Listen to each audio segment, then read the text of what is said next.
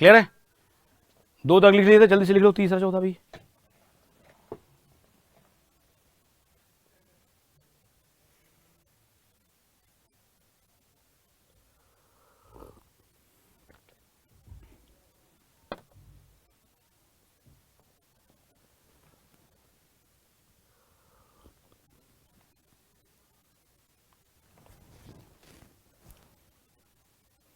नहीं, ऐसा कोई ऑर्डर नहीं होता है। They are the rules. अगर इन रूल को फॉलो करता है तो प्रोसेस कंट्रोल लिमिट के अंदर, और ये इनके अलावा जो भी है वो प्रोसेस कंट्रोल लिमिट के अंदर है। ये रूल किसके लिए है? टू फाइंड द प्रोसेस, कौन कौन से प्रोसेस आउट ऑफ कंट्रोल है। अच्छा, रूल नंबर 3 नहीं लिख भाई, लिख लो लिख लो, जल्दी लिखो।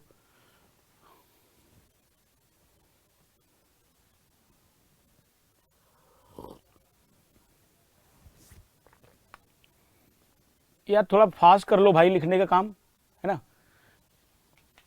थोड़ा वो टाइम देते रहेंगे, ठीक है।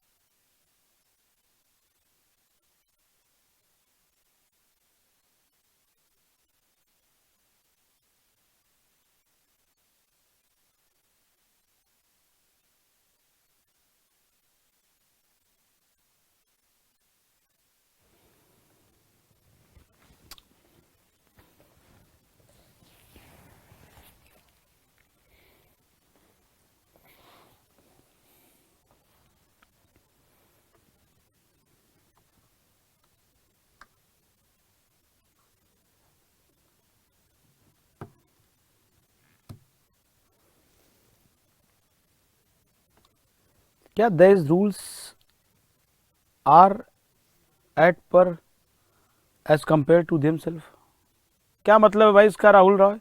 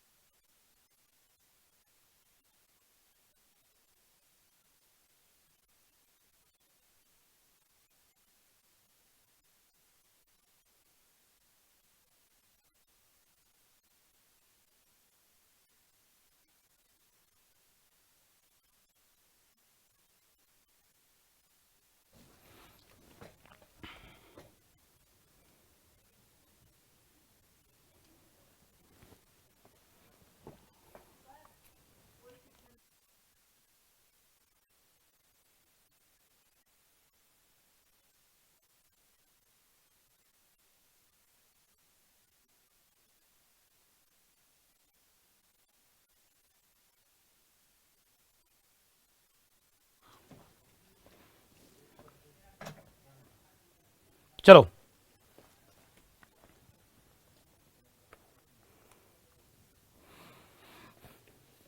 दो, वैसे हमने बताया है कि कंट्रोल चार्ट के बारे में मेजर कंट्रीब्यूशन किसका है।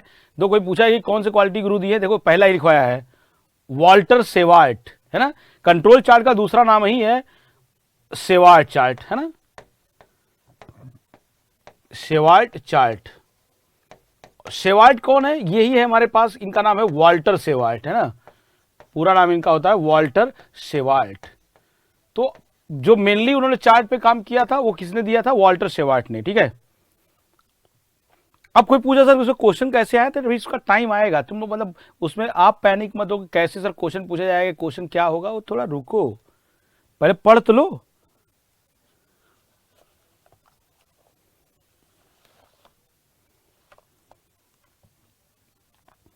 सर फर्स्ट रूल पॉइंट जो बाहर होगा 3 सिग्मा क्यू, आपने केवल लिमिट राइट किया है भाई, वो 3 सिग्मा ही लिमिट है। अरे भाई ये जितने भी है ना, ये जितने भी हैं लिखा है ना, a process assume to be out of control if a single point plot outside the control limit. और कंट्रोल लिमिट होता क्या है, कंट्रोल लिमिट क्या है हमारे पास है 3 सिग्मा, है ना। कंट्रोल लिमिट ही हमारा पूरा कितना होता है 3 सिग्मा, क्योंकि मैन्युफैक्चरिंग प्रोसेस को हम लोग एज्यूम करके चलते हैं, वो इसमें है 3 सिग्मा लिमिट में है। तो बिल्कुल इसको एक बार में ऐसे समराइज करो और बिल्कुल शॉर्टकट में दो, हमें याद रखना है।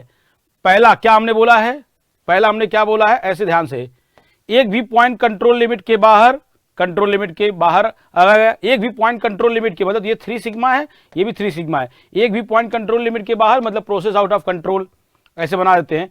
ये 2 सिग्मा लिमिट है, 3 लगातार पॉइंट में से 2 पॉइंट अगर 2 सिग्मा लिमिट के बाहर हो गया किसी भी साइड तो प्रोसेस आउट ऑफ कंट्रोल है।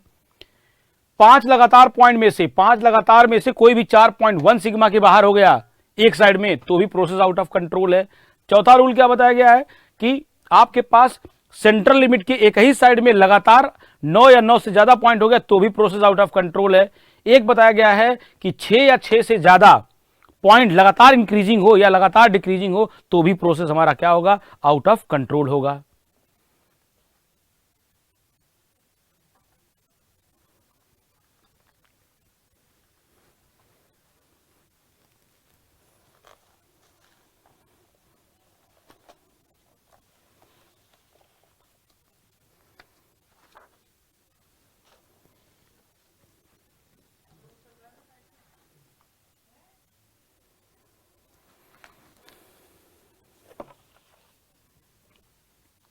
चलो एक और हम पॉइंट की बात करते हैं यहां पे, और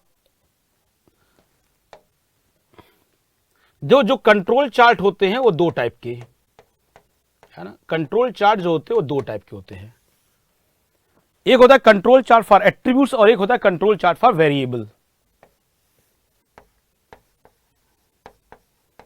कंट्रोल चार्ट फॉर वेरिएबल, है ना, and control chart for attributes.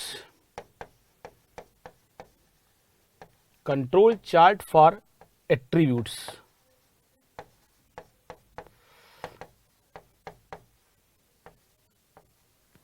Control chart 2 type के, control chart for variable and control chart for attributes. क्या है control chart for variable, control chart for attributes. तो कंट्रोल चार्ट फॉर वेरिएबल की बात करते हैं तो इसमें 2 चार्ट होता है, एक होता है mean chart x bar chart और दूसरा होता है हमारे पास आर चार्ट। सिर्फ नाम याद रखना है, एक्स बार चार्ट को ही क्या बोला गया है, इसको हम लोग बोलते हैं मीन चार्ट, मीन चार्ट, और इसको क्या बोला गया है, रेंज चार्ट, रेंज चार्ट, ठीक है। इसको हम लोग क्या बोलते हैं, मीन चार्ट। सो ऑब्जेक्टिव के पॉइंट से याद रखिएगा कि वेरिएबल में कौन कौन से चार्ट आते हैं, एक्स बार चार्ट और R chart. Control chart for attributes में कौन कौन से होते हैं, एक होता है हमारे पास पी चार्ट, एक होता है हमारे पास एनपी चार्ट, सी चार्ट।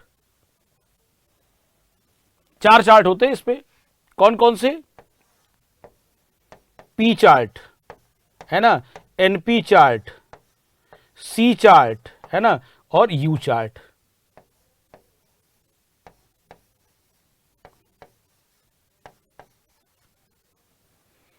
तो कंट्रोल चार्ट फॉर वेरिएबल में हमारे पास 2 चार्ट होते हैं, कंट्रोल चार्ट फॉर एट्रीब्यूट्स में 4 चार्ट होते हैं। ठीक है,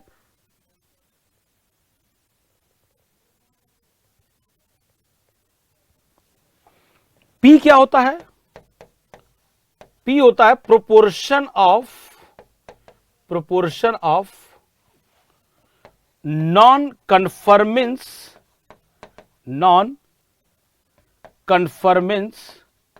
आइटम, मतलब टोटल में से कितना परसेंट आइटम डिफेक्टिव है। एनपी चार्ट क्या बताता है? Number of items of non conformance.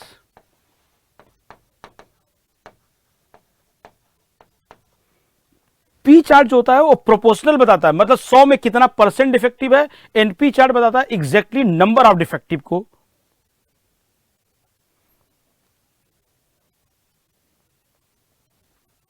C chart क्या बताता है?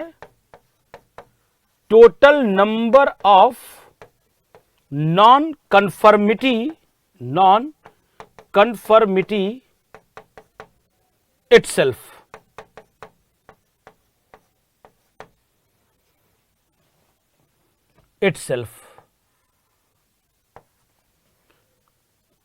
और हमारे पास एक अगला है यू चार्ट।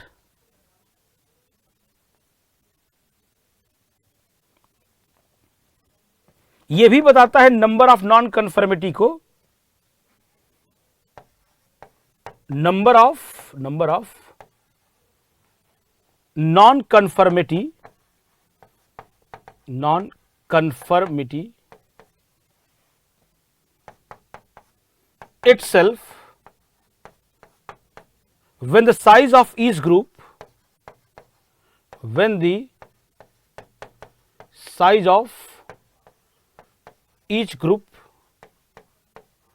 are same।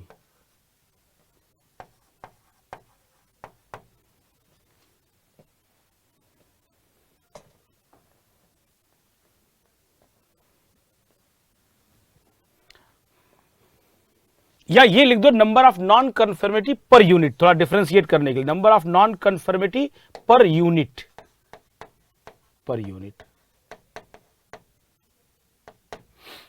दो एक बात थोड़ा सा याद करने के लिए, ऑब्जेक्टिव के पॉइंट से क्या हो सकता है, क्या पूछ सकता है आपसे। दो ये हम लोग मतलब यूपीएससी के लिए भी नहीं कराते, मतलब इंजीनियरिंग सर्विसेज में भी इसको हम नहीं कराते, कंट्रोल चार्ट को नहीं पूछा गया है, लेकिन आपके एग्जाम में ये बड़ा कॉमन सा टर्म है, हो सकता है पूछ ले आपसे। तो कंट्रोल चार्ट फॉर वेरिएबल में 2 चार्ट होते हैं, एक होता है मीन चार्ट और एक होता है range chart. Control chart for attributes में 4 चार्ट होते हैं, पी, एनपी, सी और यू। पी में क्या होता है कि नंबर प्रोपोर्शन ऑफ डिफेक्टिव, मतलब कितना परसेंट किसी लॉट में डिफेक्टिव है। Proportion of non conformance item, जैसे मान लो बोला गया ना कि इस लॉट में इतना परसेंट डिफेक्टिव है, इस लॉट में इतना परसेंट डिफेक्टिव है, तो कौन सा चार्ट यूज होता है? P chart. एनपी चार्ट में कि इस लॉट में कितने डिफेक्टिव है, नंबर ऑफ डिफेक्टिव आइटम की बात करो तो कहा जाएगा एनपी चार्ट। सी चार्ट कब लगाते हैं? Total number of non conformity itself. जैसे मान लो ये पेन है, तो इस पेन में ही कई जगह पे मिस्टेक है, जैसे मान लो कि इसका कैप में भी गड़बड़ है, इसकी रिफिल में भी गड़बड़ है, इसकी पेंटिंग में भी गड़बड़ है। अगर इस टाइप का हो कि एक ही आइटम में कई जगह पे डिफेक्ट है तो लगाते हैं C chart. Number of non conformity per unit में नंबर ऑफ कन्फर्मिटी कितना है, अंडर कंडीशन ये है कि हर एक ग्रुप का साइज क्या है, सेम है, तो हम लोग लगा लेते हैं यू चार्ट। तो मेनली इसमें क्लासिफिकेशन में दिया जाता है पी और एनपी चार्ट और सी चार्ट, पर ये सारे चार्ट है जो ऑब्जेक्टिव के लिए इंपॉर्टेंटली है, जो पूछ सकते हैं। इसको जैसे लिखा है एज इट इज लिख लीजिए।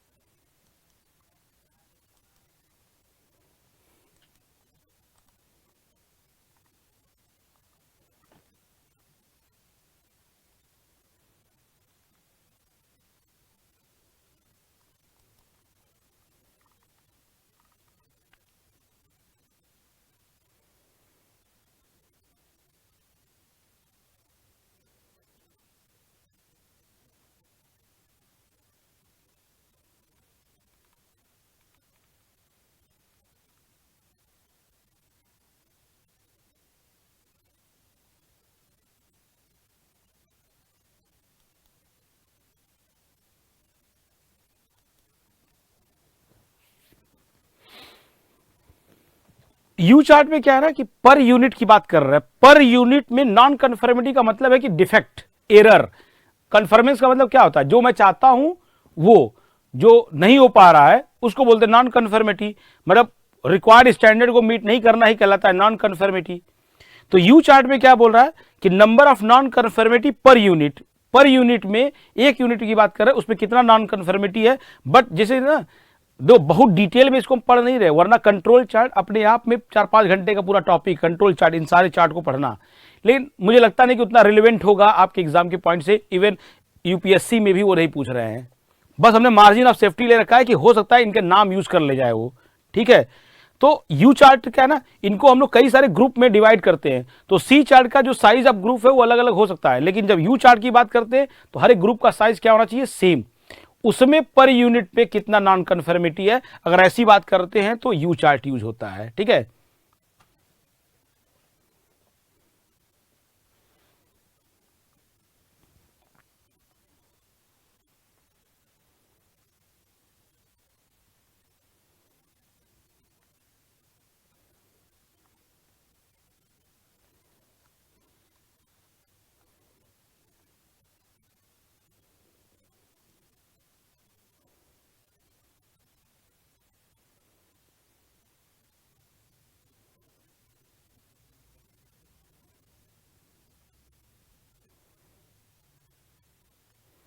दो कोई पूछना, चलो ये बता देते हैं, लेकिन अगर आप जानना चाह रहे हो तो बता देते हैं कि एट्रीब्यूट्स और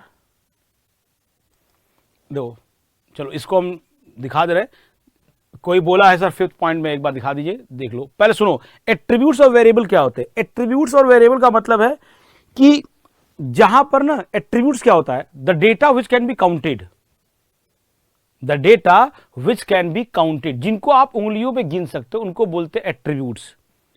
जिनको नहीं गिन सकते उनको हम लोग बोलते हैं वेरिएबल। वेरिएबल का मतलब है जैसे मान लो वहां पे रेंज यूज होता है कि डेटा जो है, मान लो मैंने बोल दिया कि जो डेटा है वो 2 सेंटीमीटर से लेके 5 सेंटीमीटर के बीच में है ना। ये हो गया हमारा क्या चीज, वेरिएबल। पूरा 2 से लेके 5 तक है डेटा।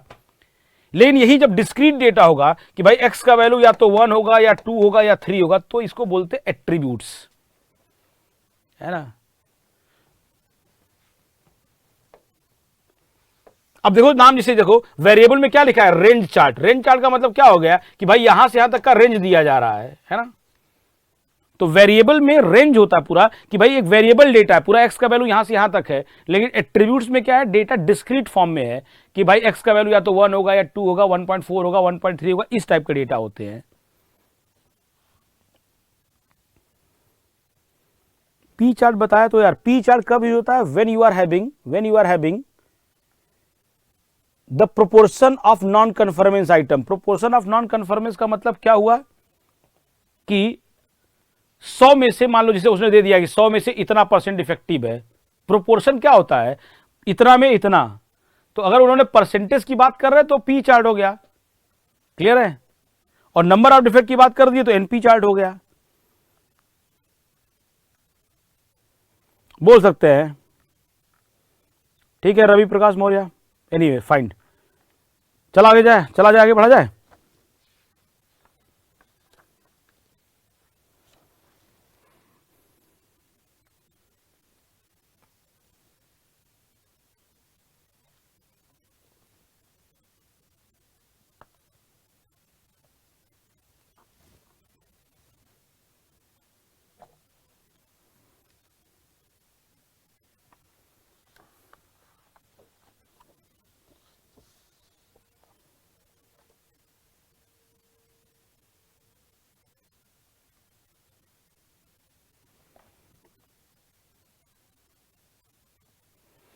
मिस्टर राहुल सर, ये जो आप पूछ रहे हो कि sir all rules are same as per stringency, भाई मुझे तो इसका मीनिंग नहीं पता है। स्ट्रिंजेंसी का मतलब क्या होता है, जरा बताइए स्ट्रिंजेंसी का मतलब क्या होता है।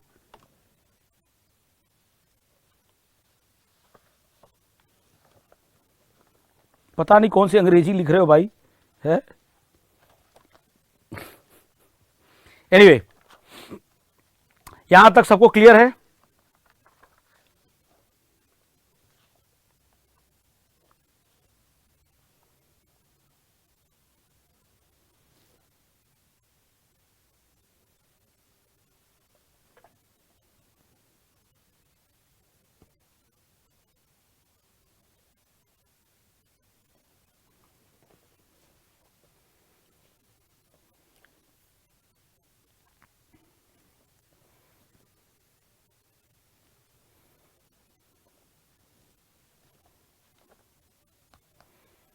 चलो एक और पॉइंट बता देते हैं, यहां पर ना, यहां पे जो जनरली आपका वेरिएबल चार्ट होता है, यहां जनरली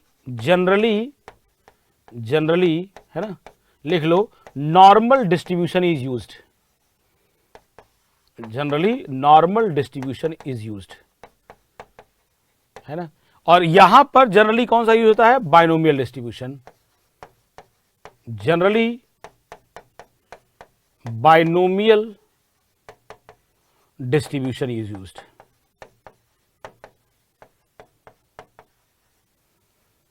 जनरली बाइनोमियल डिस्ट्रीब्यूशन यहां पर यूज होते हैं। अब ये मत पूछ लेना कि बाइनोमियल डिस्ट्रीब्यूशन क्या होता था, फिर तो गणित पढ़ानी पड़ जाएगी हमको, है ना। बस याद रखो कि X bar chart R chart में क्या हो जाता है हमारा, नॉर्मल डिस्ट्रीब्यूशन, और यहां क्या हो जाता है, बाइनोमियल डिस्ट्रीब्यूशन। क्लियर है। और बहुत स्पेसिफिकली अगर बात कर ले तो इसमें जो सी चार्ट होता है, सी चार्ट, इसमें हमारा यूज होता है पॉइजन डिस्ट्रीब्यूशन।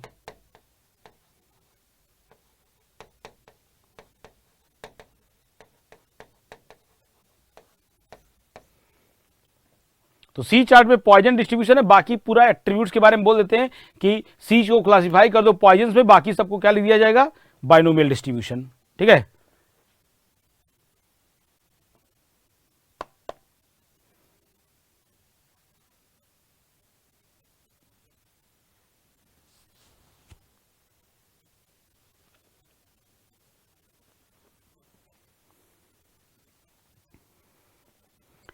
आशीष कुमार राठौर, चलो मैं इस बार को इस कंसर्न को मैं बता दूंगा कि वो छोटा दिख रहा है, तो मैं उनको बोल दूंगा, तो वो थोड़ी सी फॉर्मेट का दिक्कत आता है, थोड़ा फॉन्ट साइज छोटा बड़ा, मैं उनको बोल दूंगा, वो मैनेज करके फिर पीडीएफ भेजेंगे आपको। पर कोशिश करो यार, क्लास को लाइव रख लो, क्लास के साथ साथ थोड़ा टाइम दे रहे लिखते चलोगे तो थोड़ा याद रहेगा और वही फायदा करेगा।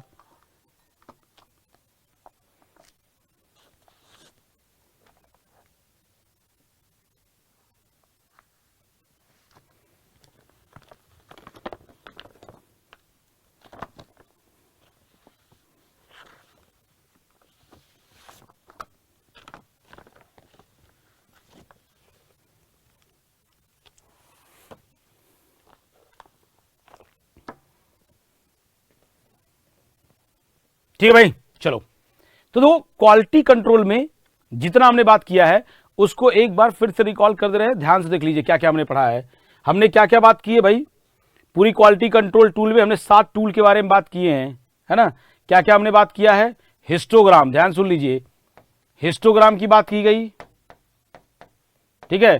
फिर हमने बात किया है फ्लो चार्ट, पैरेटो चार्ट, है ना।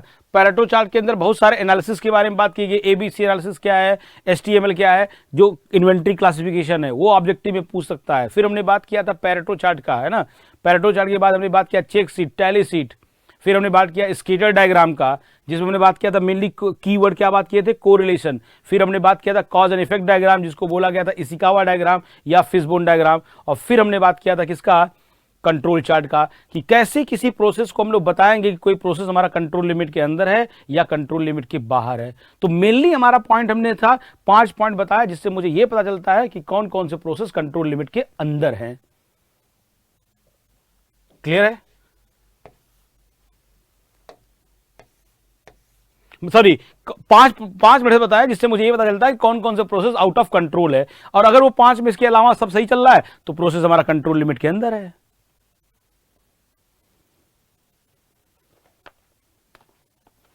क्या बोले सर, पीडीएफ जूम भी होता है, जूम के बाद क्लियर दिया जाता है, तब तो ठीक है ना यार। एनीवे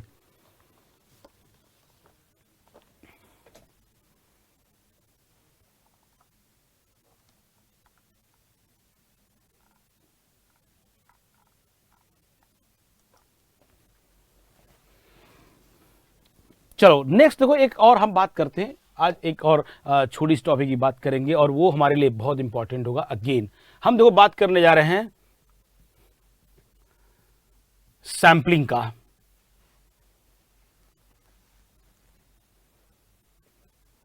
और ये पहले ना बेस फंडामेंटल समझना है, और ये वो टॉपिक जो पढ़ने जा रहे हैं, तीसरा टॉपिक जो बता रहे हैं, थोड़ी सी सैंपलिंग के बारे में बताने जा रहे हैं। और सैंपलिंग एक ऐसा टॉपिक है जब अभी तक यूपीएससी ने सबसे ज्यादा क्वेश्चन इसी जगह से पूछा है, सैंपलिंग से।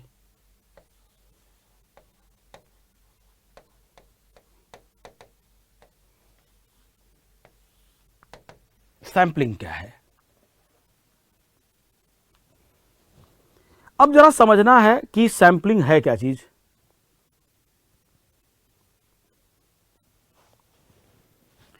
अरे बड़े भैया, कोई बोल रहा व्हाइट बैकग्राउंड में दिखता नहीं है। व्हाइट बैकग्राउंड में इसलिए भेजा जाता है कि उसका प्रिंट निकल पाएगा। ब्लैक बैकग्राउंड में अगर दिया जाएगा तो उसका प्रिंट आउट ही नहीं निकल पाएगा।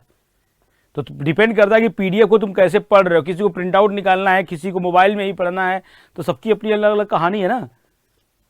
अब थोड़ा मैनेज करना पड़ेगा आपको।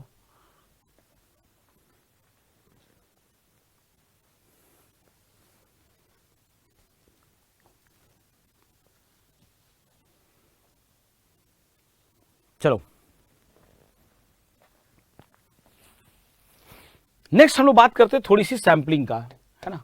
दोस्त सैंपलिंग क्या है समझिए बात को। पहले इस सैंपलिंग टेक्निक क्या होती है इस बात को जरा समझते हैं। ऐसे समझो, और कुछ टर्म समझना बहुत जरूरी है इसके लिए। दोस्त सैंपलिंग क्या है, जैसे मान लो कि आपको एक शर्ट परचेज करनी थी।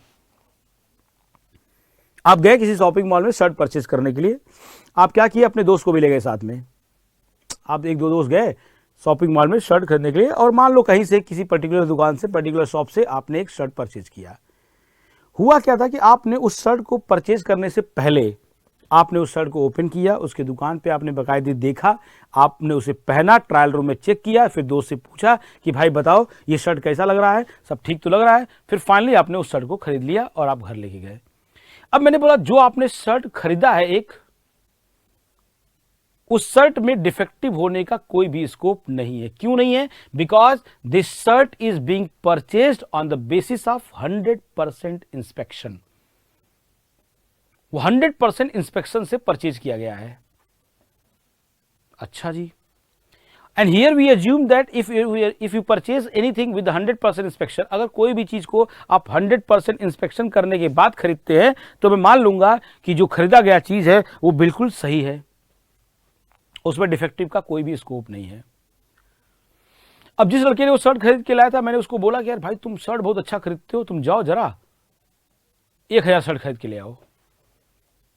छोड़ो 1000 नहीं, मैंने उसको बोला तुम 1 लाख शर्ट खरीद लाओ, मेरी शर्ट की दुकान है, तुम मेरे लिए शर्ट खरीद दो और 1 लाख शर्ट खरीदना तुमको।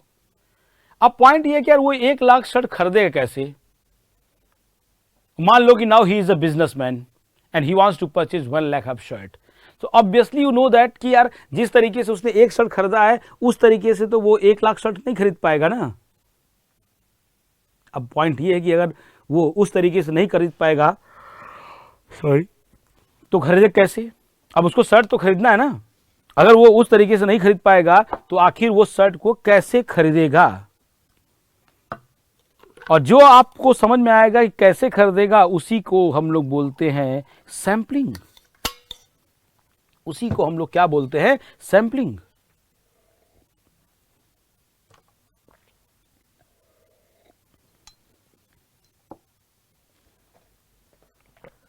उसी को हम लोग क्या बोलते हैं, सैंपलिंग। सैंपलिंग क्या है समझो, जैसे मान लो कि मेरे पास एक पूरा लॉट है, कैपिटल N, ये है लॉट साइज, है ना। अब मुझे इस लॉट को पूरा परचेज करना है। मान लो कि इसमें कोई था, हमारे पास पूरा एक लॉट है, 1 लाख 2 लाख है इसमें, और ये लॉट मुझे परचेज करना है। So obviously I know that कि I can't go for the 100% inspection. तो मैं इसको कैसे परचेज करूंगा। अच्छा देखो, इन सैंपलिंग जो टेक्निक है वो डेली लाइफ में भी यूज होता है। जैसे मान लो कि आप जाते हो ना दुकान पे, बोला आपको आधा केजी आलू खरीदना है, तो आप जाते हो दुकान में, ऐसे एक एक आलू उसे उठाते हो, देखते हो, फिर परचेज करते हो, टोकरी में रख देते हो। सो आप ½ KG of potato you can purchase with 100% inspection. यही मैं बोलूंगा 1 कुंटल आलू खरीद के लाओ, तो आप ऐसे ऐसे आलू खरीदोगे क्या। And obviously it is not possible, ना आपको खरीदने दिया जाएगा ना आप खरीदोगे ऐसे। So sometime 100% inspection is failed. हर जगह 100% इंस्पेक्शन नहीं कर सकते हैं। जहां 100% इंस्पेक्शन नहीं कर पाओगे तो वहां हमें क्या करना पड़ता है, सैंपलिंग इंस्पेक्शन। तो हमने बोला कि एक हमारे पास पूरा लॉट है, इस लॉट से हम लोग क्या निकालेंगे, एक स्मॉल n, जिसको हम लोग क्या बोलते हैं, सैंपल साइज। अब आप क्या करोगे, सैंपल निकालने के बाद इस सैंपल का आप करेंगे 100% इंस्पेक्शन। आपने किया इसका 100% इंस्पेक्शन, और 100% इंस्पेक्शन करने के बाद आप इस बात का डिसीजन लोगे कि ये पूरा लॉट एक्सेप्ट किया जाए या पूरा लॉट को क्या किया जाए, रिजेक्ट किया जाए। After the 100% inspection of this lot, after the 100% inspection of this small sample n, you are going to take the decision whether to accept this lot or to reject this lot. उस lot को accept करना है या reject करना है, ये इसके inspection करने के बाद होगा।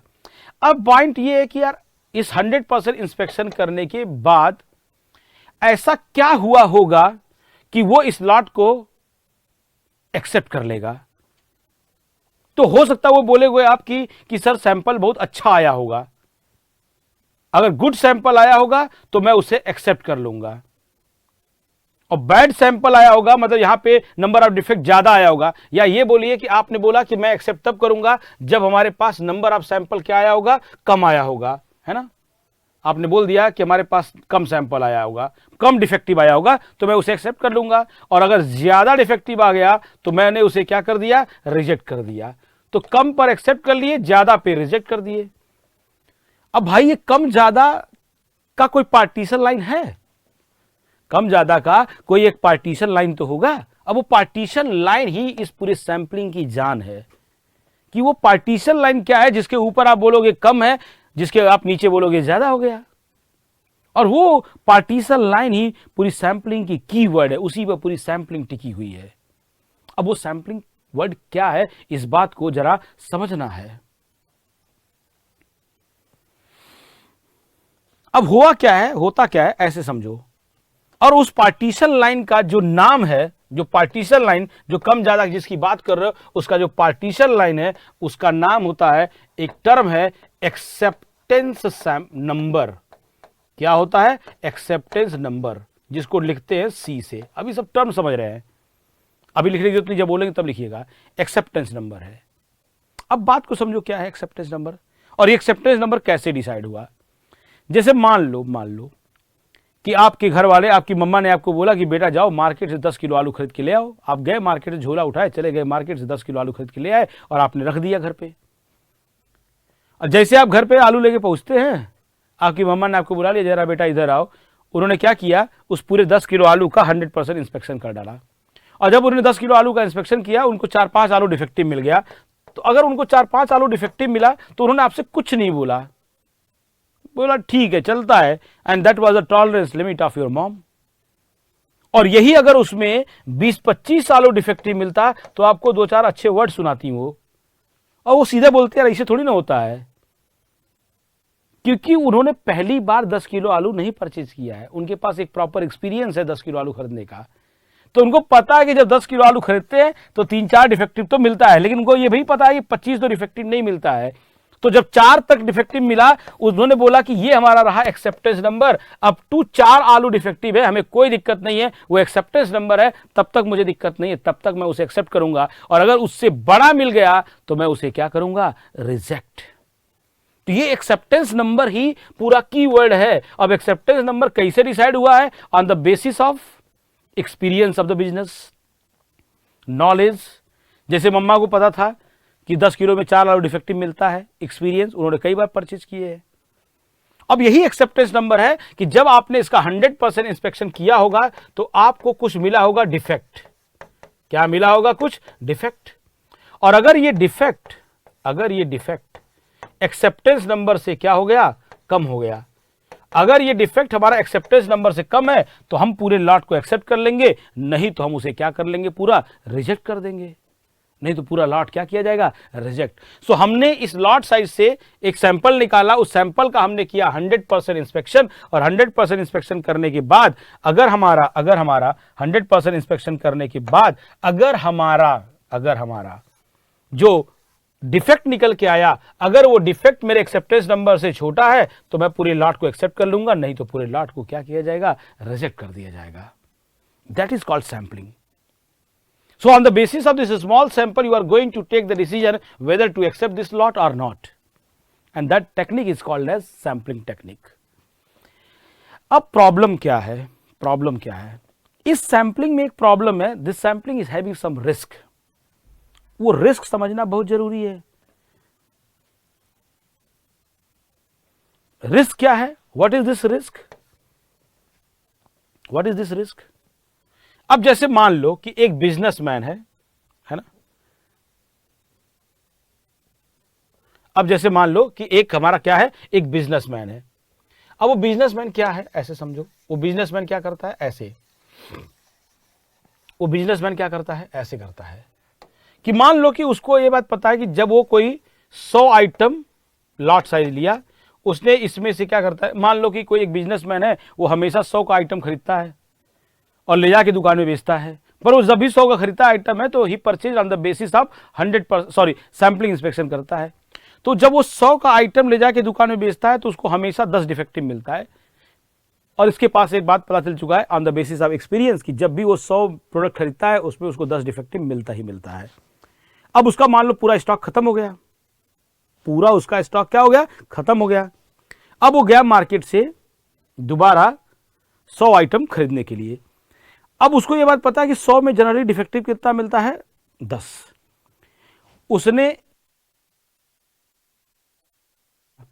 उसने दिमाग क्या चलाया, उसने दिमाग क्या चलाया कि मैं इस 100 में से 10 आइटम निकालूंगा, 10 आइटम निकालूंगा, इस 100 में से कितना आइटम निकालूंगा, 10, और इसका मैं करूंगा 100% इंस्पेक्शन और मेरा एक्सेप्टेंस नंबर होगा 1। मेरा एक्सेप्टेंस नंबर कितना होगा, केवल 1। कैसे उसने दिमाग लगाया, सी का वैल्यू 1, कि भाई अगर 10 में 1 है तो 100 में 10 होगा, थोड़ा लॉजिक लगा दिया उसने अपना। अच्छा जी, अब वो इस प्लानिंग से गया है। प्लानिंग उसने क्या किया है कि वो जाएगा मार्केट से, एक 100 का लॉट देखेगा, उनमें से वो 10 का एक सैंपल निकालेगा, स्मॉल एन 10 का साइज का होगा, और उसका करेगा 100% इंस्पेक्शन, और अगर उसमें डिफेक्ट 1 या 1 से कम मिलेगा तो उसे एक्सेप्ट करेगा कि मेरा एक्सेप्टेंस नंबर कितना हमारा है, 1। ये उसने प्लानिंग करके गया मार्केट में। जब वो इस प्लानिंग से गया मार्केट में तो हुआ क्या, अब वो घटना देखना है क्या हुआ। जब वो इस प्लानिंग से मार्केट में गया तो क्या हुआ, इस बात को जरा समझना है ना। क्या समझना है, ऐसे कि भाई एक लॉट है हमारा, कितने का, 100 का, और हुआ क्या है इसमें, हुआ क्या है इसमें, इसमें डिफेक्टिव सिर्फ और सिर्फ 3 है। आउट ऑफ 100 केवल डिफेक्टिव कितना है, 3। डिफेक्टिव कितना है, 3। कितना डिफेक्टिव है, 3। आपने क्या किया, इनमें से 10 का एक सैंपल निकाला, n बराबर कितना निकाला है आपने, 10, और आपने इसका किया 100% इंस्पेक्शन। 100% इंस्पेक्शन। जब आपने इसका 100% इंस्पेक्शन किया तो आपको मिला है नंबर ऑफ डिफेक्ट, और आपको डिफेक्ट कितना मिला है, मान लो 2 मिल गया। डी को बोल रहे हैं नंबर ऑफ डिफेक्ट, और आपको नंबर ऑफ डिफेक्ट कितना मिल गया, 2।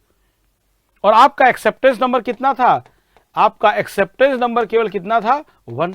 योर एक्सेप्टेंस नंबर इज 1, है ना। आपका एक्सेप्टेंस नंबर कितना था, केवल 1। तो ये तो 1 से बड़ा आ गया ना।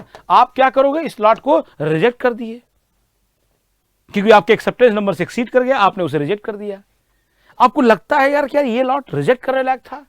आपको जनरली 100 में 10 डिफेक्टिव मिलता था, यहां 100 में केवल 3 डिफेक्टिव है। In fact it is a very good lot, ये बहुत अच्छा लॉट था, लेकिन आपने सैंपलिंग की वजह से, इस टेक्निक की वजह से आपने उसे क्या कर दिया है, रिजेक्ट कर दिया है। मतलब आपने इस गुड लॉट को क्या कर दिया है, रिजेक्ट कर दिया है।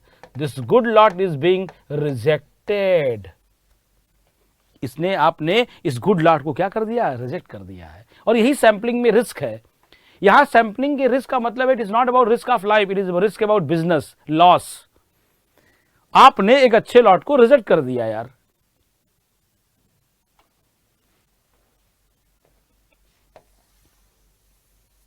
अच्छा जी, एक दूसरा रिस्क देखो। मान लो कि इस 100 में 40 डिफेक्टिव है। कितना डिफेक्टिव है, 40। और आपने क्या किया, 10 का सैंपल निकाला, इंस्पेक्शन किया, और आपको उसमें डिफेक्ट केवल मिला 1, और आपका एक्सेप्टेंस नंबर भी था 1, और आपने पूरे लॉट को क्या कर लिया, एक्सेप्ट कर लिया। You have accepted the lot, और आपको पता चला कि आप बर्बाद हो गए। आपके 100 में 40 डिफेक्टिव था, पर because of the sampling you have accepted this lot, और अगर ये लॉट एक्सेप्ट हो गया आपका बर्बाद होना तय है। आपने बहुत ही खराब लॉट को क्या कर लिया है, एक्सेप्ट कर लिया है। आपने क्या कर लिया, एक बैड लॉट को क्या कर लिया है, आपने एक्सेप्ट कर लिया। और अगर आपने बैड लॉट को एक्सेप्ट कर लिया तो ऑब्वियसली यही दो रिस्क है, एक है गुड लॉट इज रिजेक्टेड और एक है बैड लॉट इज एक्सेप्टेड। तो these are the two risk which is involve in the sampling technique. कई बार हो सकता है कि अच्छा लॉट जो है वो रिजेक्ट हो जाए और बुरा लॉट क्या हो जाए, एक्सेप्ट हो जाए। तो I hope you having some better understanding कि सैम्पलिंग है क्या चीज, इसकी जरूरत क्यों पड़ा, ये सब आपको समझ में आया होगा। क्लियर है बात? और ये सब इतना तामझाम जो हमने है सिर्फ सैम्पलिंग को समझाने के लिए यूज किया है। अब आपको लिखना कैसे है वो यहां से शुरू करेंगे। सैम्पलिंग क्या है, सैम्पलिंग क्या है, लिख लीजिए। Sampling is a technique in which a random sample is drawn from the lot and on the basis of this random sample the decision of acceptance and rejection is taken। उसी random sample के basis पे हम लोग इस बात का decision लेते हैं कि उसका क्या करना है, एक्सेप्ट करना है या रिजेक्ट करना है। हमने बोला इंस्पेक्शन करने के दो तरीके हैं, एक होता है 100% इंस्पेक्शन और दूसरा होता है हमारे पास क्या चीज, सैंपलिंग इंस्पेक्शन। एक होता है हमारे पास 100% इंस्पेक्शन और दूसरा हमारे पास क्या है, सैंपलिंग इंस्पेक्शन। सैंपलिंग इंस्पेक्शन क्या है कि हमारे पास एक पूरा लॉट साइज था कैपिटल एन का, एक हमारे पास पूरा क्या है, लॉट साइज है कैपिटल एन का। यहां से आपने निकाला एक स्मॉल एन और आपने उसका क्या किया है, 100% inspection and you find the number of defect. ये रैंडम सैंपल निकाला था और यहां लिखा है कि if the number of defect is less then acceptance number, अगर आपका नंबर ऑफ डिफेक्ट जो है वो एक्सेप्टेंस नंबर से छोटा है या उसके बराबर है तो ये पूरा का पूरा लॉट क्या किया जाएगा, accept the lot, will accept the lot, will accept the lot। थोड़ा ज्यादा मोटा हो रहा है,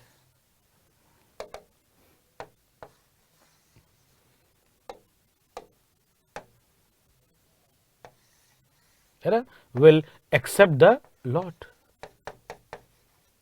उस लॉट को क्या कर लिया जाएगा, एक्सेप्ट कर लिया जाएगा। And if the number of defect is greater than acceptance number, हम लोग उसे क्या कर लेते हैं, we are going to reject the lot. उसे क्या कर लिया जाता है, रिजेक्ट कर दिया जाता है। तो ये हमारा है एक्चुअल में सैंपलिंग टेक्निक।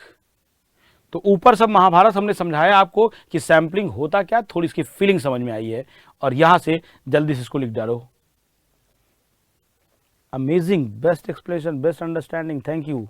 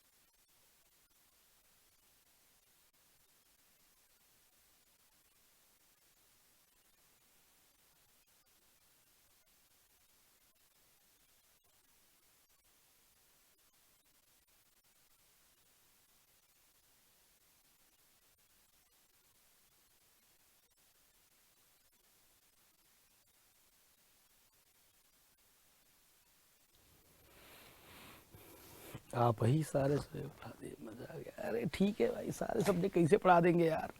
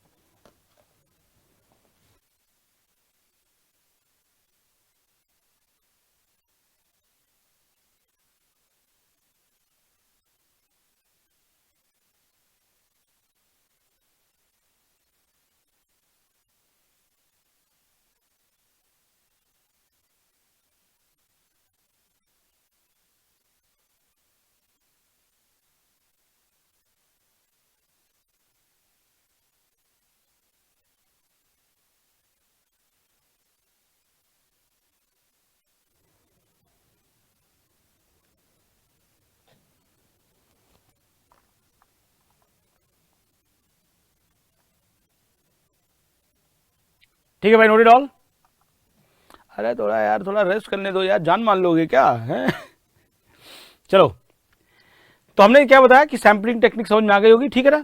तो ये पूरा लिखा हुआ था डिटेल में, सैम्पलिंग है क्या चीज, और ये हमने बता दिया कि कैसे एक्सेप्ट करना, कैसे रिजेक्ट करना। अच्छा, एक बहुत इंपॉर्टेंट पॉइंट यहां पर है ना, क्या लिख रहे हैं कि जो सैम्पलिंग इन्वॉल्व सम रिस्क, और उसमें दो रिस्क होता है, एक होता है गुड लॉट इज रिजेक्टेड, और दूसरा हमने बताया बैड लॉट इज एक्सेप्टेड। अब ये दोनों क्या हैं, ये बात समझना है, आपको बताना है। गुड लॉट इज रिजेक्टेड किसके लिए रिस्क है, कंज्यूमर के लिए, या it is a risk to producer?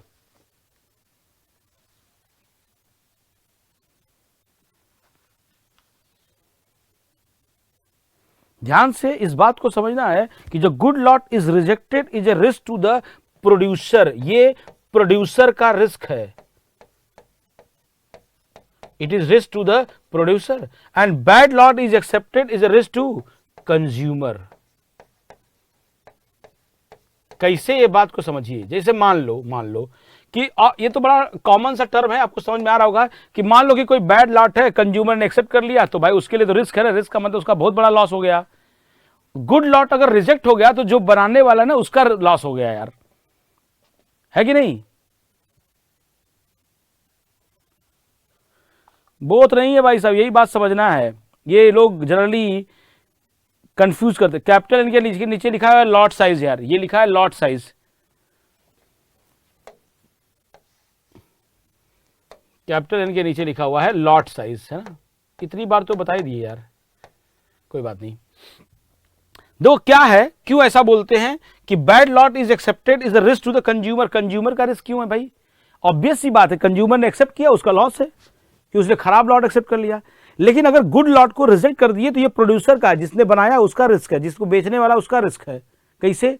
Consumer बड़े होशियार लोग होते हैं। मान लो कि मैंने गया और मैंने उसका एक अच्छा लॉट को रिजेक्ट कर दिया, और सिर्फ रिजेक्ट नहीं किया ना, मैंने मोबाइल निकाला, अपने सारे भाई बंधु को फोन कर दिया, भाई उसके दुकान पे खरीदने मत जाना, उसका लॉट बहुत खराब है। आपने उसके मार्केट में उसके प्रोडक्ट की रिलायबिलिटी को खराब कर दी। अब उसका प्रोडक्ट बिक नहीं रहा यार, मजबूरन उसको अपने प्रोडक्ट की कीमत क्या करने पड़ेगा, कम और कम कर दिया, तो उसका क्या हो गया, लॉस। तो इन जनरल याद रखिएगा कि बैड लॉट इज एक्सेप्टेड, अगर बैड लॉट एक्सेप्ट हुआ तो कंज्यूमर का रिस्क है, एंड अगर गुड लॉट रिजेक्ट हुआ तो किसका रिस्क है, प्रोड्यूसर का रिस्क है।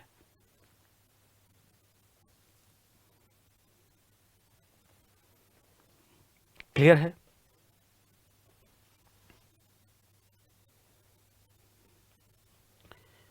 नेक्स्ट एक टर्म लिखने जा रहे हैं, एक्सेप्टेंस सैंपलिंग। दो जो सैंपलिंग हम लोग पढ़ रहे हैं उसका नाम क्या है, acceptance sampling.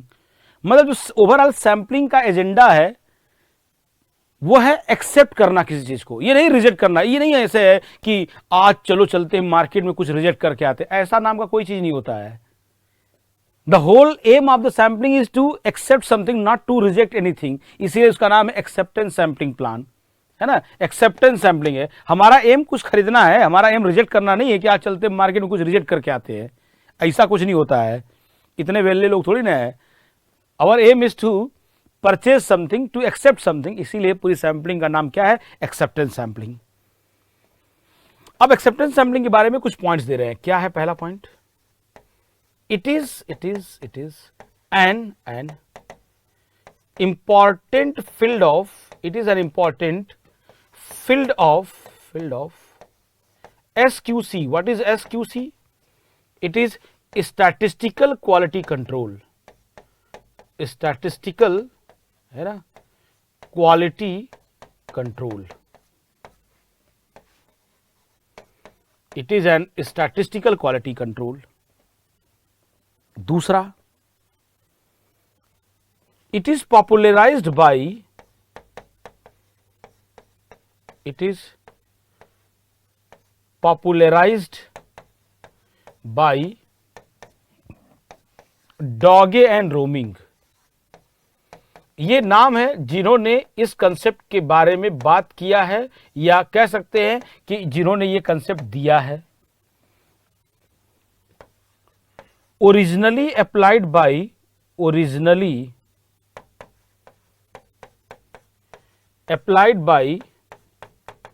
applied by US military, originally applied by US military for the testing of originally applied by US military for the testing of bullets, for the bullets originally applied by US military for the testing of bullets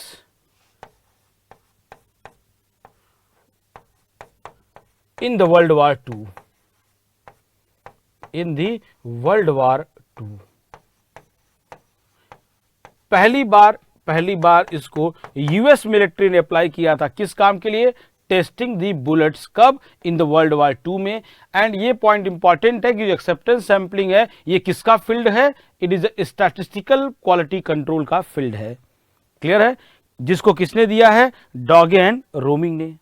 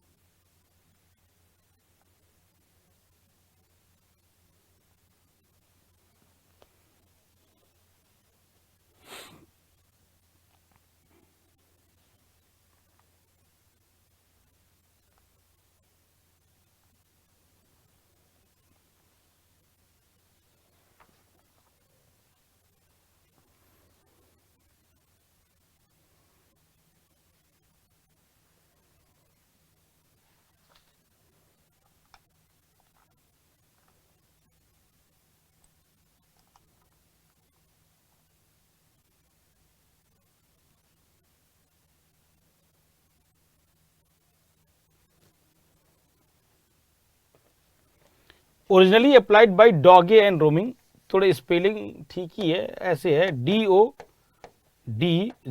है ना, डॉगे and roaming.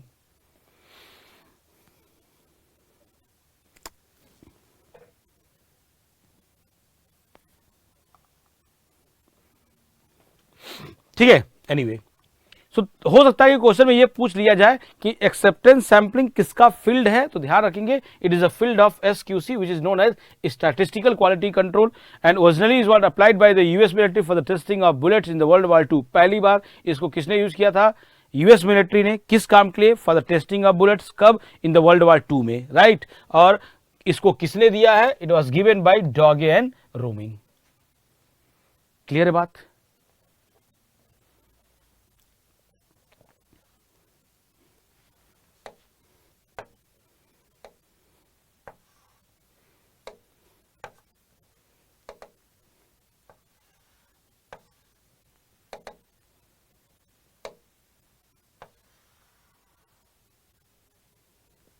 चलो next थोड़ा सा इसी में आगे बात करते हैं।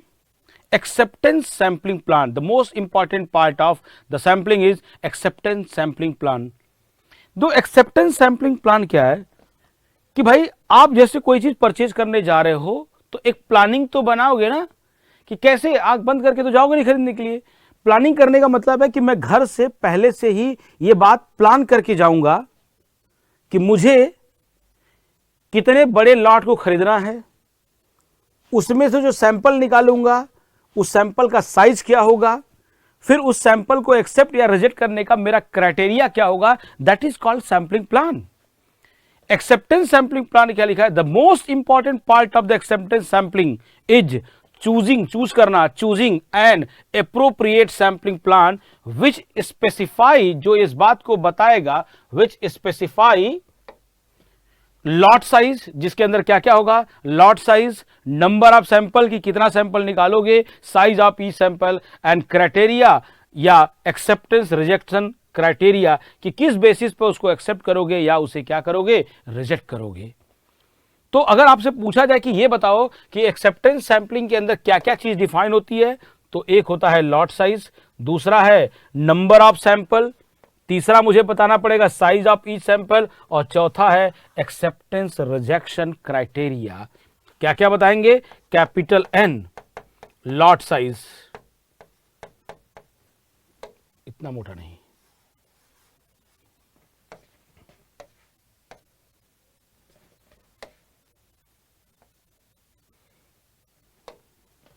कैपिटल N हमारा क्या है भाई? लॉट साइज, दूसरा हमें क्या चाहिए, नंबर ऑफ सैंपल,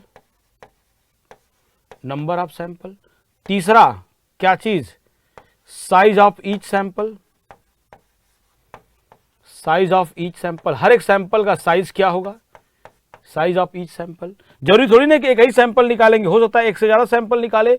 और चौथा है क्राइटेरिया फॉर, क्राइटेरिया फॉर, है ना, एक्सेप्टेंस और रिजेक्शन।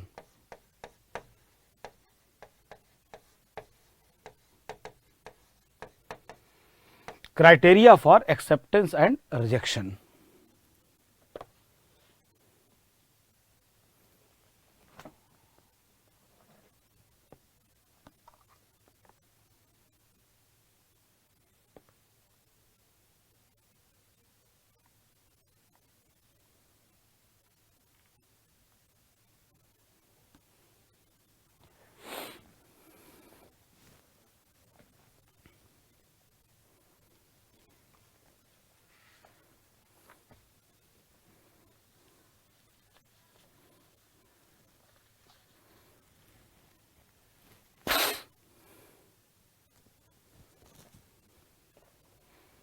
तो ये आ सकता है कि पहले ये पूछ सकता है कि बताओ इनमें से कौन सा एक्सेप्टेंस सैंपलिंग प्लान का कौन सा पार्ट है या कौन सा पार्ट नहीं है।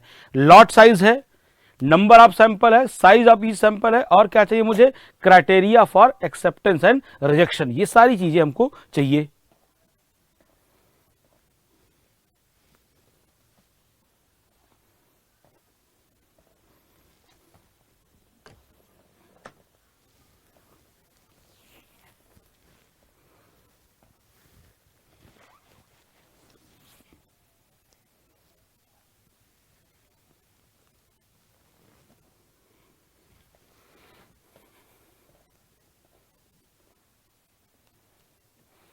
तो सैंपलिंग इंस्पेक्शन क्या मेजर करता है, अभी थोड़ी सी और बात समझ में आएगी, थोड़ा सा रुक जाओ। ये किसने पूछा, ये डाउट है, अनुश्री मिश्रा। वो अभी आपको समझ में आ जाएगा क्या है कि सैंपलिंग इंस्पेक्शन क्या मेजर करता है। भाई ऑब्वियस सी बात है, लॉट साइज के बारे में चल ही रहा है कि लॉट साइज कैसा है, जो हमारे पास ओवरऑल लॉट है वो लॉट कैसा है, इसके बारे में हम लोग कैसे पता कर सकते हैं, with the help of sampling inspection only. आपका जो पूछा हुआ क्वेश्चन है वो बिल्कुल सही है कि भाई मुझे अगर किसी लॉट के बारे में जानना है कि लॉट कैसा है, अच्छा है, बुरा है, then we'll use the sampling inspection only, because we know that we can't go with 100% inspection. अच्छा, जैसे मैंने बोला है ना कि हमारे पास दो चॉइस है, either we can go with 100% inspection और सैंपलिंग इंस्पेक्शन। हम 100% इंस्पेक्शन क्यों नहीं करते हैं भाई? 100% इंस्पेक्शन इसलिए नहीं करते because it is costly, because it is costly. नहीं लगता आपको कि 100% इंस्पेक्शन करना थोड़ा कॉस्टली है? भाई 100% इंस्पेक्शन करोगे, कॉस्टली नहीं होगा, जनरली वेरी एक्सपेंसिव। लिख दे, चलो यहां पॉइंट लिख देते एक आध दो, आपको और अच्छा रहेगा। लिख दे रहा हूं पहला point, generally very expensive, generally very expensive. वो एक्सपेंसिव हो सकता है, क्यों भाई? कि आखिर वो 100% इंस्पेक्शन कौन करेगा? इंस्पेक्शन कॉस्ट नहीं आएगा क्या? Inspection cost,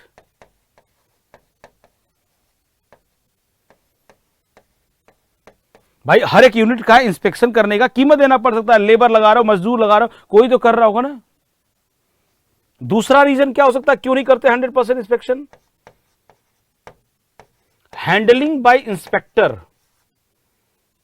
handling by inspector can induce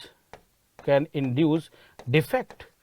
जो आदमी उसका इंस्पेक्शन कर रहा है उससे डिफेक्ट इंड्यूस हो सकता है। जैसे समझो बात को, जैसे मान लो कि यहां पर मैंने 1 लाख आइटम रखा हुआ था और मैंने बोला इसको उठा के यहां रख दो। कोई भी एक आदमी को बोल दो उसको उठा के यहां रखने में, उसको उठा के यहां रखने में 10-20 आइटम तो खुद तोड़ देगा वो। ये ह्यूमन नेचर है और ये नॉर्मली होता है। तो पता चला 100% इंस्पेक्शन से गया था मैं 100 आइटम खरीदने के लिए, 2-4 आइटम मुझसे खुद ही टूट गया और उसका भी बिल भर के आ रहा हूं। तीसरा रीजन क्यों नहीं करते 100% इंस्पेक्शन, कई सारे केस में 100% इंस्पेक्शन पॉसिबल ही नहीं है। Sometime we can't use sometime we can't use, हम लोग कई बार तो यूज ही नहीं कर पाते हैं। कैसे नहीं कर पाते भाई?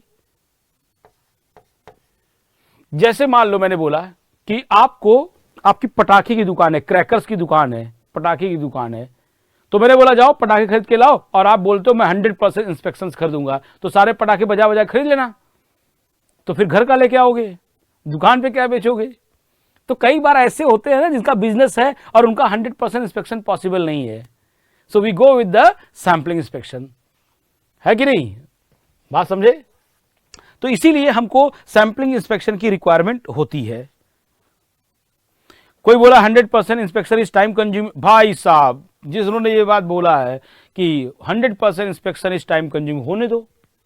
तुम्हारे बिजनेस करने का सिर्फ एक कंडीशन है, किसी के भी बिजनेस करने का सबसे पहला क्राइटेरिया है प्रॉफिट, दूसरा क्राइटेरिया है टाइम। मान लो कि मेरा क्राइटेरिया है कि यार मेरा टाइम बहुत लॉस हो रहा है यार, और मैंने 100% इंस्पेक्शन की जगह पे मैंने सैंपलिंग इंस्पेक्शन किया, मैंने टाइम बचा लिया, लेकिन मैं लॉस खा रहा हूं, तो मैं ये थोड़ी ना बिजनेस करूंगा। मेरा बिजनेस का पहला मूल मंत्र क्या होगा? प्रॉफिट। अगला उसका स्टेप होगा कि प्रॉफिट मिले, फिर मैं थोड़ा टाइम को ऑप्टिमाइज करूंगा, है कि नहीं? समझ गए mister Vishal and Ankit Kumar Singh? Her bar time को मत दीजिए।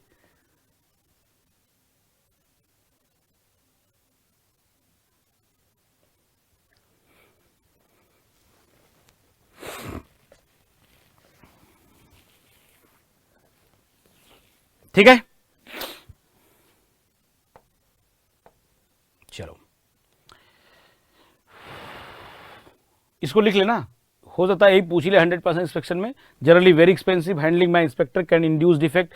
फिर हमने क्या लिखा है? Some time we can't use, reason समझिएगा। एग्जाम्पल जैसे मैंने लिख दिया यहां पे, क्या लिख दिया एग्जाम्पल में? क्रैकर, पटाखे, क्रैकर्स।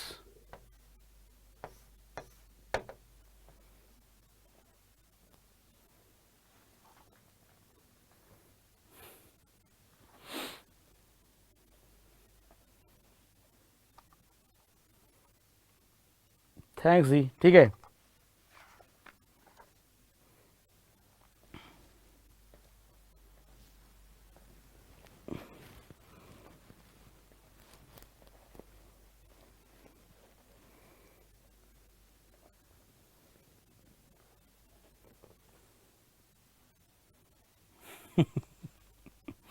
चलो थोड़ी सी आगे चलते हैं। सो एक्सेप्टेंस सैंपलिंग में हमने 4 चीज बताया है ना? Criteria for acceptance and rejection and lot size. चलो देखो ध्यान से। अब हम बात करते हैं टाइप्स ऑफ सैंपलिंग प्लान।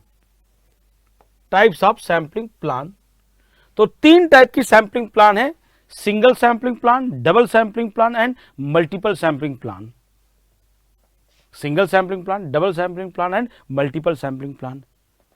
दो सिंगल डबल के बाद सीधा मल्टीपल है, अपना नाम नहीं देगा। अब पूछ लिया कि which of the following is the not the sampling plan, आपसे लिखा है सिंगल, डबल, ट्रिपल, मल्टीपल। तो ट्रिपल सैंपलिंग प्लान नाम की कोई चीज होती नहीं, करते जरूर है ट्रिपल सैंपलिंग प्लान, 3 सैंपल निकालते, नाम नहीं देते। नाम क्या देते हैं? मल्टीपल।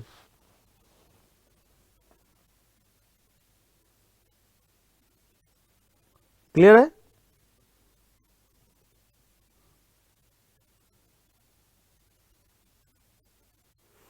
हाँ, कोई ये बोला कि सर बहुत एक्सपेंसिव प्रोडक्ट होगा तो मुझे 100% इंस्पेक्शन करना पड़ेगा, लोग करते ही हैं।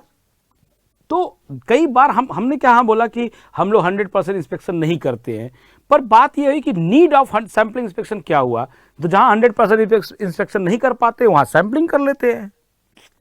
तो सैंपलिंग इंस्पेक्शन का अपना एक है, मतलब महत्व है बिजनेस में, कंस्ट्रक्शन में, प्रोडक्शन में। आप गए कंस्ट्रक्शन करने के लिए, गिट्टी बालू खरीदना है, तो 100% इंस्पेक्शन नहीं करते हो ना यार, थोड़ा सा ऊपर से उठाए, देख लिए और फिर खरीद लिए पूरी गिट्टी बालू।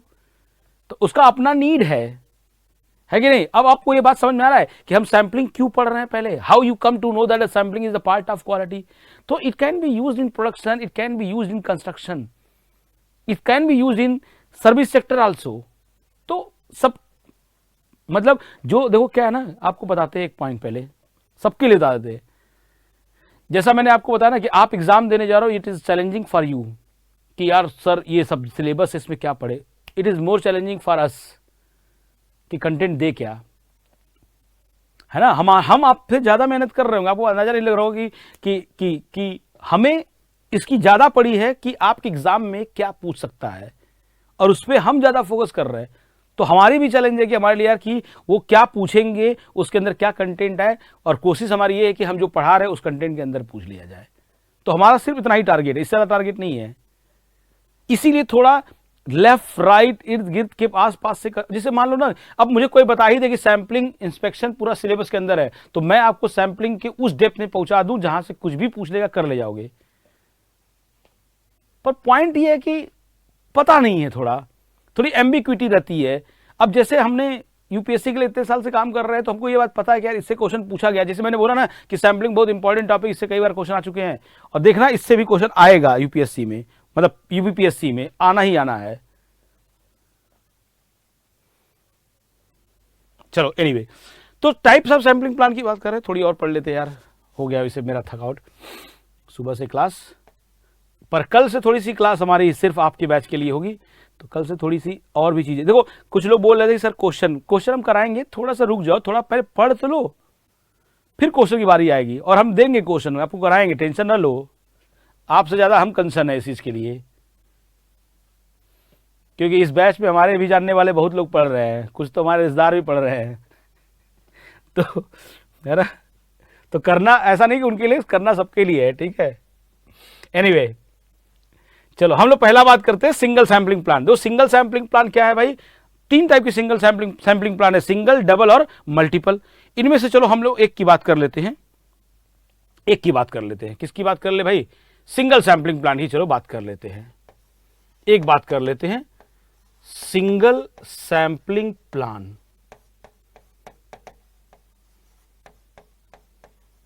क्या है ये सिंगल सैंपलिंग प्लान, समझो। सिंगल सैंपलिंग प्लान क्या है, when the decision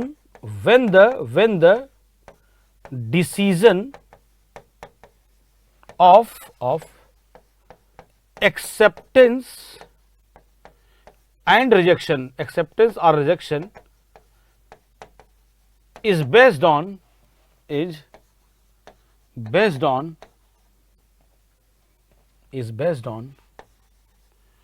only one sample.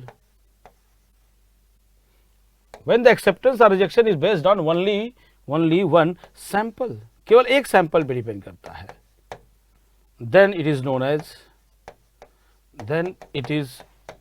as है ना single sampling plan. Single sampling plan, तब उसको हम लोग बोलते हैं सिंगल सैंपलिंग प्लान। अब कोई भी प्लान हो, तो जब भी कोई प्लान की बात करोगे तो आपको ये चार चीज तो बताना है। तो यहां पे हमने डिसाइड किया, चलो मान लो कि हमारा कैपिटल एन जो है वो क्या है, लॉट साइज है। नंबर ऑफ सैंपल कितना, how many sample you are going to draw, the number of sample is 1। Let's say small n क्या है, size for sample, it is size of sample, it is size of sample, है ना, वो sample का size है। चलो small C क्या है, it is acceptance number for sample, वो सैंपल के लिए क्या है, एक्सेप्टेंस नंबर है। डी, चलो डी क्या है, नंबर ऑफ डिफेक्ट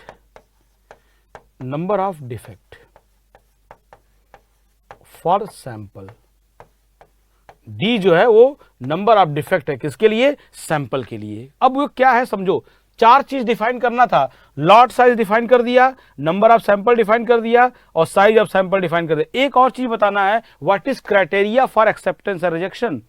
तो क्राइटेरिया के लिए हमने रूल दिया, या रूल की बात करते, रूल क्या है, कब आप एक्सेप्ट करोगे, कब आप रिजेक्ट करोगे, और इसके बारे में पहले ही बात कर चुके हैं। पहला कि if D is less than or equal to C, अगर D C के बराबर है या उससे छोटा है तो हम लोग उसे क्या करेंगे, एक्सेप्ट कर लेंगे, एक्सेप्ट द लॉट। दूसरा, if D is greater then C, अगर D C से बड़ा है तो हम लोग उसे क्या कर देंगे भाई, विल रिजेक्ट द लॉट। हम लोग वहां पे लॉट को क्या कर देंगे, रिजेक्ट कर देंगे।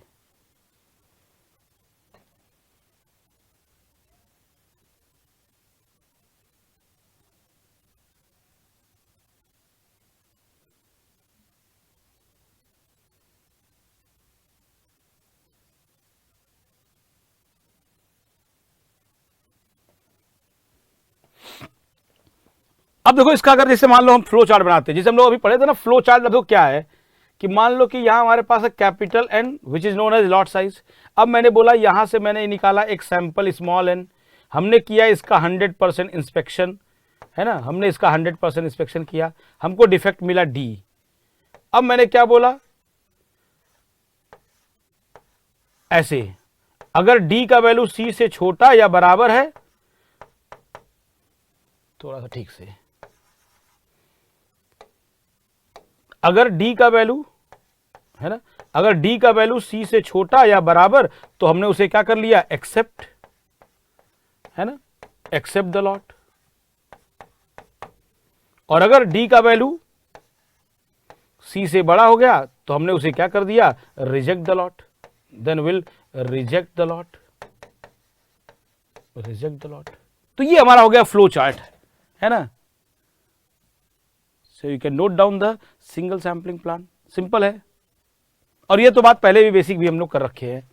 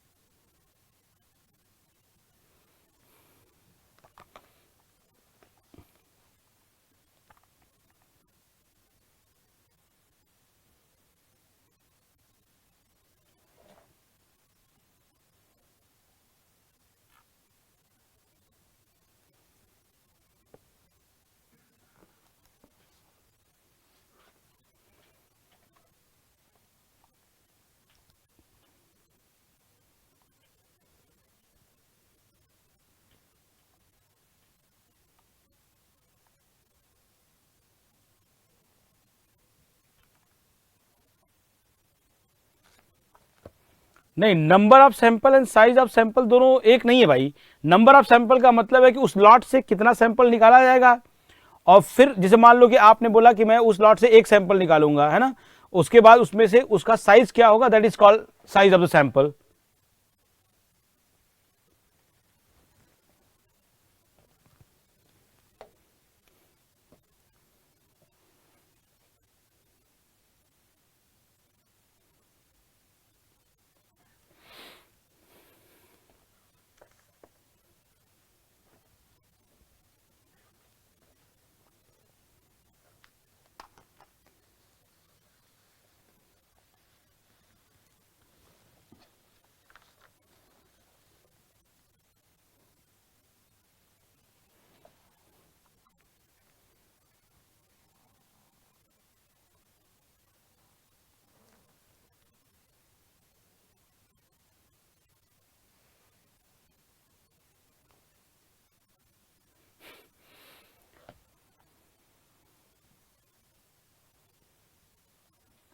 सर अगर एक ही सैंपल है तो एक्सेप्टेंस नंबर 1 ही होगा। मेरे भाई रोहित द्विवेदी, अगर एक ही सैंपल होगा तो दुनिया का कौन सा ऐसा आदमी होगा जो उसका सैंपलिंग करेगा, वो तो 100% इंस्पेक्शन हो गया ना।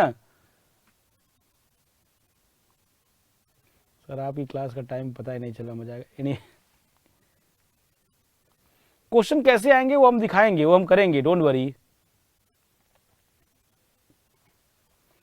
क्वेश्चन कैसे पूछ सकते हैं वो अभी बताएंगे ना। चलो देखो यार, थोड़ा आज के लिए हम बमचिक बम हो चुके हैं, आज के लिए बस करेंगे। कल की क्लास से हम लोग बात करेंगे इसी को याद रहिएगा। हम लोग बात करेंगे डबल सैंपलिंग प्लान से। आज की क्लास हम लोग यहीं पे रोकेंगे सिंगल सैंपलिंग प्लान से। तो सिंगल सैंपलिंग प्लान तो वही बेसिक सैंपलिंग प्लान ही है, दो एन अलग है। नंबर ऑफ सैंपल मतलब उस लॉट से एक सैंपल निकालोगे, वो 10 का हो सकता है, वो 20 का हो सकता है। अब जो साइज है वो है एन, कि वो 10 का है, वो 20 है, वो कितना निकाल रहे हो, that is called an. Sir size का सैंपल को खुद माइंड करेंगे। देखो देखो क्या है, जो बिजनेसमैन है, अब size of sample, acceptance number, ये किन पे डिपेंड करता है। पहली बात कि बिजनेसमैन को बिजनेस करने का एक्सपीरियंस होता है ना, कि भाई एक ऑप्टिमम बैलेंस निकाला जाता है। अब मान लो कि मुझे 1 लाख का सैंपल खरीदना है, 1 लाख साइज का सैंपल खरीदना है, तो मैं डिसाइड करूंगा, मैं बिजनेसमैन हूं, मैं डिसाइड करूंगा कि मेरा सैंपल साइज कितना होगा, उसका एक्सेप्टेंस नंबर कितना होगा, ये मैं डिसाइड करूंगा। जैसे मम्मा ने बोला 4 आलू डिफेक्टिव हुआ तो चलेगा, उनको कैसे पता, एक्सपीरियंस, बिजनेस, तो उनको एक्सपीरियंस है, उन्होंने 4 आलू हमेशा 10 किलो आलू खरीदते रहे, इसलिए उनको पता है। अब ये 1 कुंटल आलू खरीदना पड़ जाए उनको, तो उनको नहीं पता है कि कितना इसमें डिफेक्टिव आएगा। तो हर एक आदमी को बिजनेस करने का एक्सपीरियंस होता है, वो धीरे धीरे सीखा होता है, तो उसको पता होता है कि यार मेरे को अगर 1 लाख साइज का सैंपल लॉट खरीदना है तो मेरे को इतना सैंपल लेना पड़ेगा, उसमें ये साइज लेना पड़ेगा और उसमें ये एक्सेप्टेंस नंबर लेना पड़ेगा। तो ये बिजनेस है, एक्सपीरियंस है। क्लियर है? चलिए, तो आज की क्लास को हम लोग यहीं तक रखते हैं यार। This is all for today guys, and see you tomorrow. और कल हम लोग इसी को कंटिन्यू करेंगे और कल कोशिश करेंगे कुछ क्वेश्चंस भी करने का, ठीक है। So this is all for today. खुश रहिए, मस्त रहिए, मिलते हैं कल शाम को 5 बजे। This is all for today guys, thank you very much.